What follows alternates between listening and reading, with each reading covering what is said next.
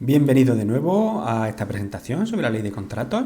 Vamos a pasar a analizar en este caso las partes en el contrato y a seguir aprendiendo sobre esta norma tan apasionante. Bueno, nos situamos en este caso en el libro primero, configuración general de la contratación del sector público y elementos estructurales de los contratos. El libro primero se centra en la configuración general de la contratación del sector público y los elementos estructurales de los contratos.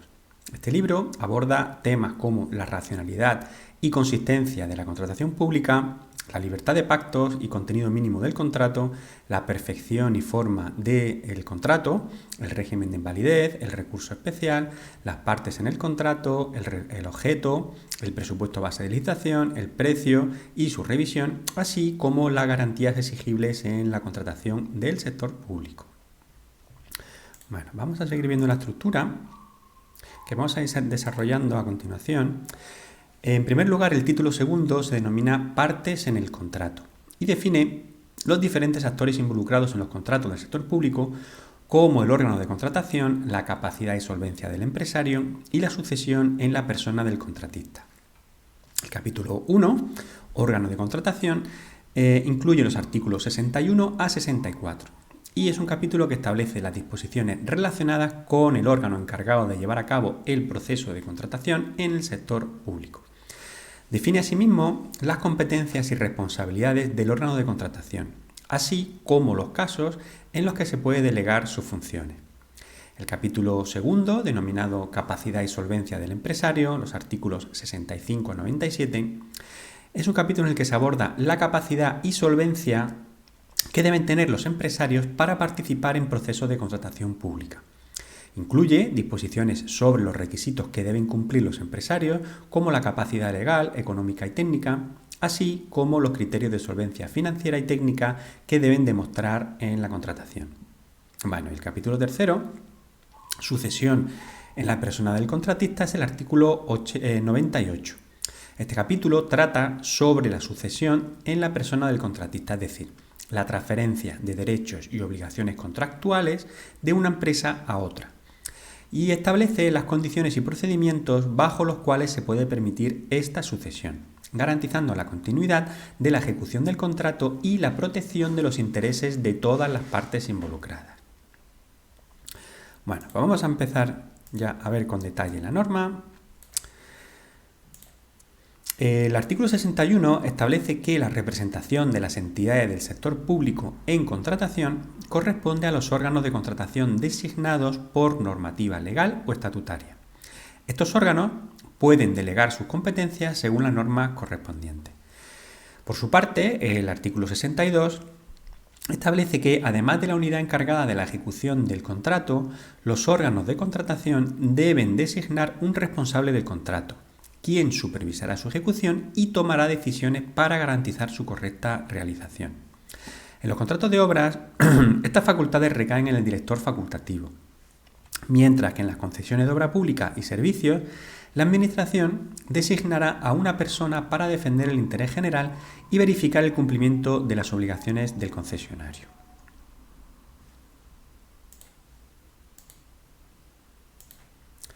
El artículo 63 de la Ley de Contratos establece las disposiciones relacionadas con el perfil del contratante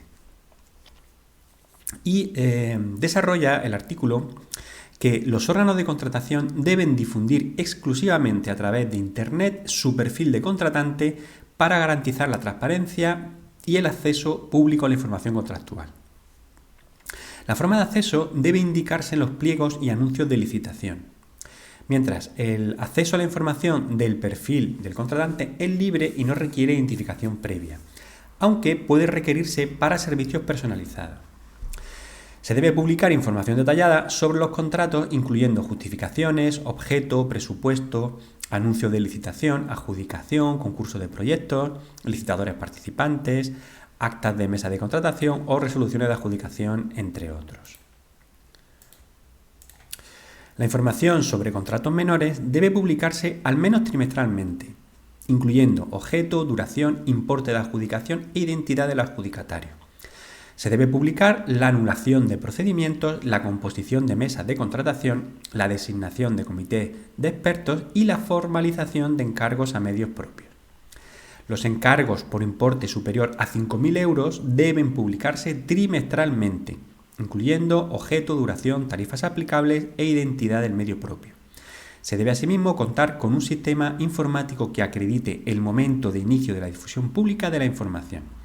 Finalmente, se pueden excluir ciertos datos relativos a la celebración del contrato en casos específicos, debidamente justificados en el expediente.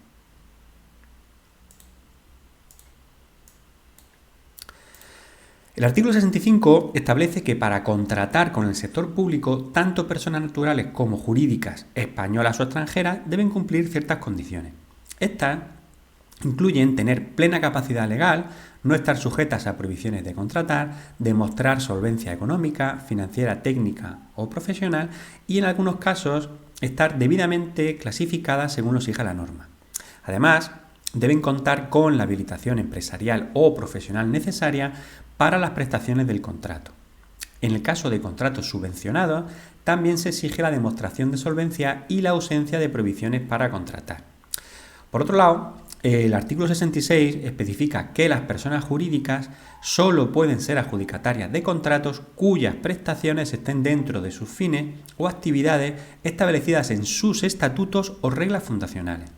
También permite que en concurso de concesiones puedan participar con el compromiso de constituir una sociedad para ser titular de la concesión, siempre que se ajusten a las regulaciones específicas establecidas para ello.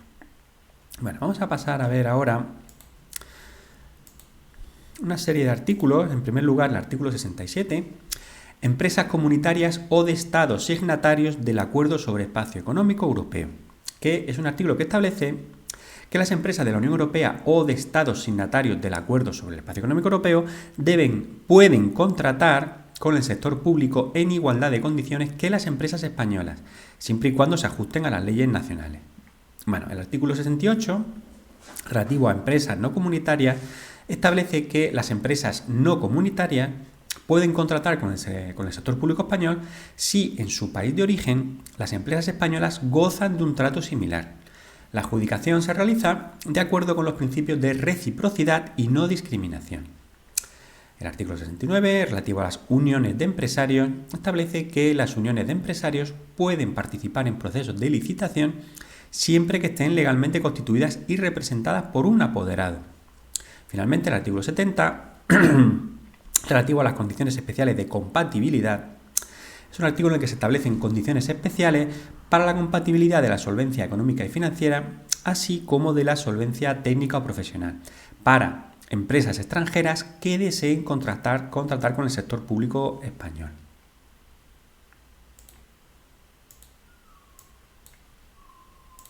Bueno, el artículo 71 establece las prohibiciones de contratar con las entidades del sector público, detallando diversas circunstancias que impiden a las personas o empresas participar en procesos de contratación. Estas circunstancias incluyen condenas por delitos graves, sanciones administrativas firmes, situación de concurso de acreedores, deudas con la hacienda pública o la seguridad social, incumplimiento de obligaciones en relación con discapacitados o igualdad de género, falsedad en declaraciones, entre otras muchas. También se mencionan situaciones como la retirada indebida de ofertas, la falta de formalización de contratos adjudicados, el incumplimiento de cláusulas contractuales esenciales o la resolución de contratos anteriores por incumplimiento culpable. Además, se establece que las prohibiciones también afectan a empresas que puedan considerarse continuación o derivación de otras empresas con prohibición de contratar. Bueno, vamos a ver ahora el artículo 72, que establece el procedimiento y la competencia para apreciar y declarar las prohibiciones de contratar. En primer lugar, con respecto a la apreciación directa, las prohibiciones contenidas en las letras C, D, F, G y H del artículo anterior se determinarán directamente por los órganos de contratación. Con relación al procedimiento específico, para las prohibiciones contempladas en las letras A y B del artículo anterior, así como en casos donde la sentencia o resolución no especifique la duración o alcance de la prohibición, se requerirá un procedimiento específico para determinar su duración y alcance. con relación a la competencia, la determinación de la duración y alcance de las prohibiciones de las letras A y B será competencia del Ministro de Hacienda y Función Pública, previa propuesta de la Junta Consultiva de Contratación Pública del Estado o de los órganos competentes de las comunidades autónomas. En caso de falsedad en declaraciones o en el apartado segundo del artículo 71, la competencia recae en el órgano de contratación.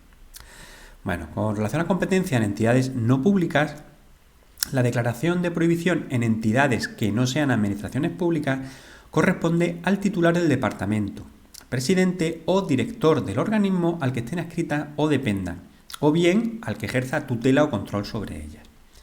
Bueno, en relación al procedimiento y revisión, se establece un procedimiento específico para determinar las prohibiciones, el cual puede incluir la posibilidad de revisión si se cumplen ciertos requisitos, como el pago de multas o indemnizaciones. Con relación a la duración de las prohibiciones, la duración de las prohibiciones no podrá exceder de 5 años en caso de sentencia penal firme o de 3 años en el resto de los casos. Y finalmente se establecen plazos para iniciar el procedimiento de declaración de prohibición que va a depender del tipo de infracción y desde cuándo se produjo.